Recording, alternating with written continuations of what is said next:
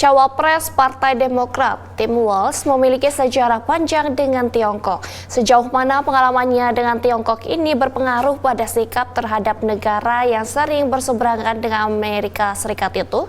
Pertanyaan ini belakangan menjadi isu panas dalam kampanye Pilpres. Berikut laporan Virgiana Gunawan dari VOA.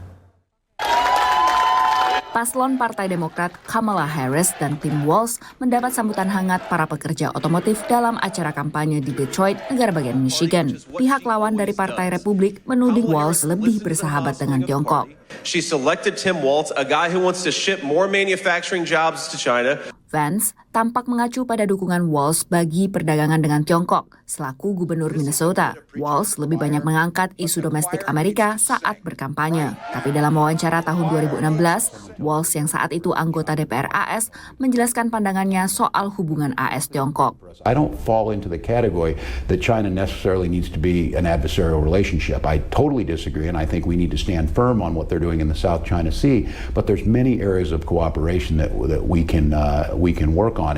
Lalu kepada VOA pada 2014, Walz menjelaskan pengalamannya tinggal di Tiongkok selama setahun setelah demo massal di Tiananmen tahun 1989. And it was very powerful, and I'm certainly honored to have been there and to see the spirit of the Chinese people about trying to very proud of their country, but understanding that freedom needs to shine. Karena sejarah masa lalunya dengan Tiongkok, terpilihnya Walz mendampingi Kamala Harris langsung mendapat reaksi beragam di media sosial Tiongkok. Selain sedang menjabat sebagai gubernur Minnesota dan punya pengalaman sebagai anggota DPR, Tim Walz juga punya latar belakang sebagai seorang guru. Ia pertama kali tinggal di Tiongkok untuk mengajar bahasa Inggris dan sejak itu telah mengorganisir sekitar 30 kunjungan untuk siswa Amerika ke Tiongkok. Tapi sebagai anggota DPR sejak 2007, Walz sering menyoroti rekam jejak pemerintah Beijing terhadap HAM, juga memuji pemimpin Tibet Dalai Lama yang dituding Tiongkok sebagai separatis. He's been very forthright in his criticisms of China's human rights record.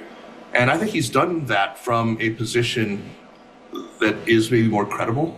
It's because of his kind of conspicuous earnestness and his sincerity. And the embodiment of the kind of values that he purports to be wanting to spread to China.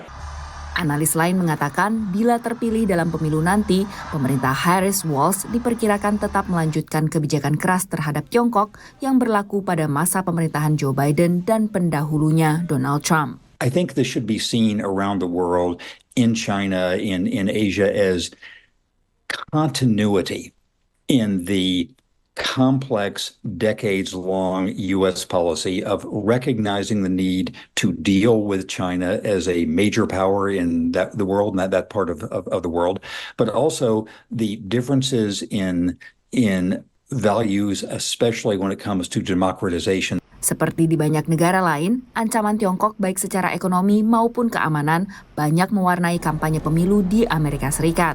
Dari Washington DC, Virginia Gunawan dan tim VOA.